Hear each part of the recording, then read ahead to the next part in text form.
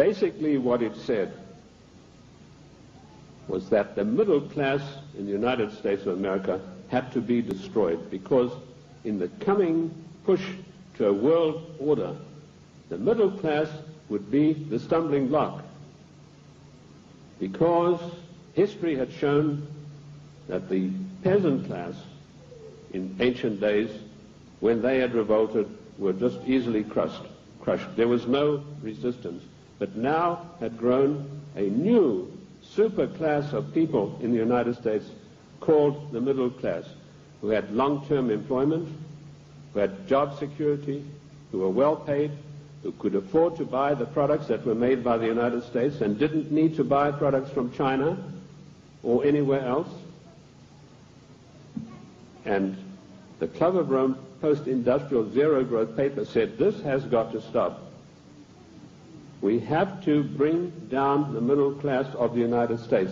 And the way that we will do this, the way that we will accomplish this task, is by crushing their industries. In 1980, based on this report, I wrote a small work, a booklet, called The Death of the United States Steel Industry. And in that I told of a French aristocrat by the name of Etienne d'Avignon, and I'm sure there's not a single steel worker in America out of a job who's ever heard of this man's name. But they put this aristocrat onto the job of destroying first the steel industry. In my book in 1980, I said that by 1985 we would have silent blast furnaces. The rolling mills would be stopped. There would be no more shipbuilding. We'd have thousands of skilled workers who'd passed the skills of their trade down for generations, who were forever dispossessed of their jobs. If you go to the northeast United States today, ladies and gentlemen, and I've just been up in Cleveland where I had a very good radio address I gave there, you will find that what I said in 1980 has unhappily come to pass. In 1970, the United States had 5,000 ships built by good United States know-how, using good United States steel. 5,000 ships sailing the high seas. Last year, we had exactly 270 such ships,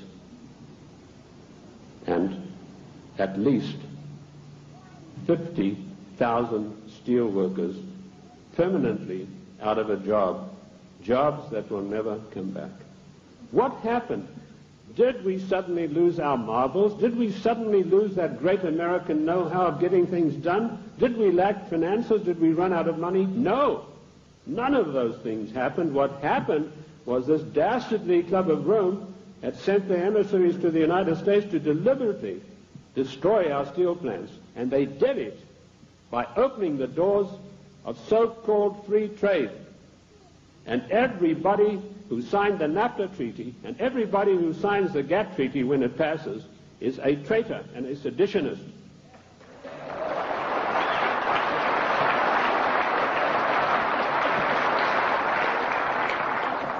Our mighty steel industry is destroyed. Our shipyards are silent. Our skilled workers are permanently without a job. And if you don't believe me, get the report of the Club of Rome. You know, when I came out in 1969 with my report on the Club of Rome, nobody had ever heard of it. And people, when they got it, said, "Now this guy's paranoid. There's no such organization. It's probably something to do with the Catholic Church." Well, surprise, surprise, 25 years later, last year, the Club of Rome celebrated its anniversary, and Alexander King, its chairman, stated, "The American people henceforth must get used to the idea that they will never, ever again in their lifetime have full employment."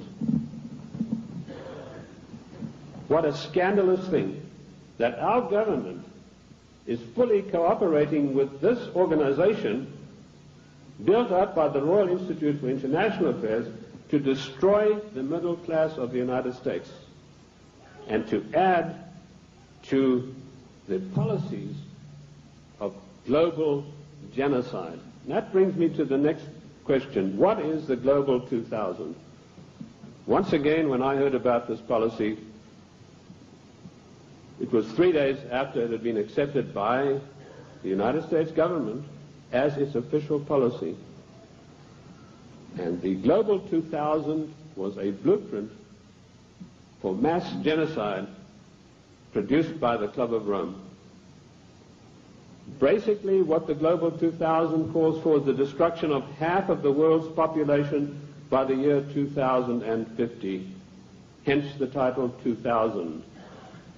They built a case based on Bertrand Russell and H.G. Wells' findings that the world was going to be overpopulated, would be a terrible place to live in.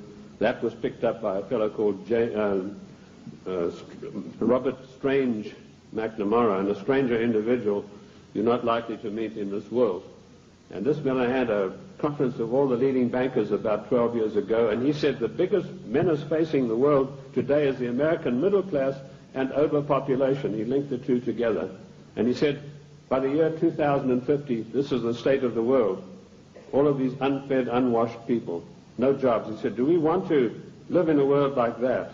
So the Global 2000 was a genocidal plan to take care of the people of the United States who don't have any jobs, and like Alexander King said, are never going to get their jobs back, and the masses of people in other nations. That is why we had the sudden appearance of AIDS. When I was in the service, I was told there's a CAB experiment, that's chemical and bacteriological warfare experiment, going on in Sierra Leone, in Africa. That's a remote corner of Africa, West Africa, just above Liberia. If you look at your map, your atlas, and you'll see where it's located. Why Liberia? Extremely hard country to get to. You have to fly from London. That's the only way you can get there. You land on an island, and then you've got to take a ferry across to the mainland. And of course, all people taking the ferry are heavily scrutinized. And I managed to work my way. I was told the Americans were doing the CAB experiment. I managed to work my way to within striking distance of a small mission station.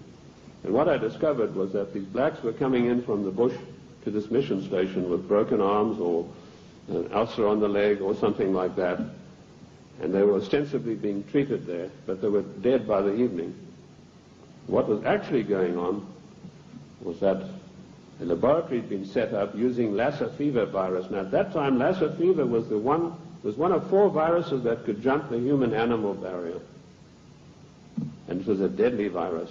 They were trying to create a virus that could be mass-produced and it could be sent out through the World Health Organization to get rid of millions of people in the world. But the Lassa fever virus proved uncontrollable. It killed 3 scientists who were working there. So the orders came from Washington, burn the place to the ground, and that's exactly what they did within a radius of 100 miles. They bottled up some of these viruses they'd been experimenting with and took them back to the Centers for Disease Control in Atlanta. There they began again, but again they escaped and killed 3 more scientists. So they incinerated the whole laboratory, sealed it off and incinerated. The same experiments are now going on in Harvard University right now. But they're not using the Lassa fever virus. That has proved to be too tough for them to handle. Instead, the United States government gave millions of dollars to the United States military chemical and bacteriological warfare establishment at Fort Detrick, and they began experimenting with the AIDS virus. I knew about the AIDS 3 years before the word ever came out in the world, in the United States particularly, because of my field work in Sierra Leone. The British government used their Porton-Down CAB facility. It's easier to get into the Bank of England vaults than to get into Porton-Down. All the deadliest viruses in the world are being crafted there, in pursuance of the goal, the Global 2000, to decimate the world. Shortly after this experiment had finished at Fort Detrick, the World Health Organization started a massive vaccination campaign. They said, for once and for all, we're going to wipe out the scourge of smallpox. They chose Africa and Brazil, launched a massive vaccination campaign.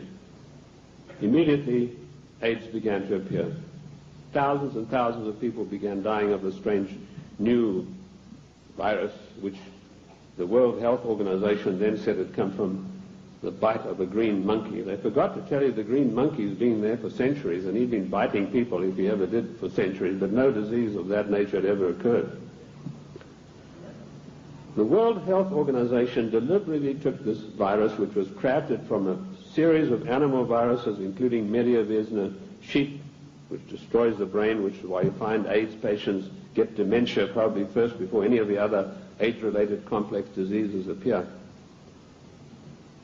And they began vaccinating innocent people on a massive scale, and they began dying like flies. Why Africa and why Brazil? Because those two countries had the biggest black population in the world. And I want to tell the black people of the United States of America, do not trust the Democrat Party. Do not trust government. Do not believe that government is your friend. To them you are dispensable, the same way as we are.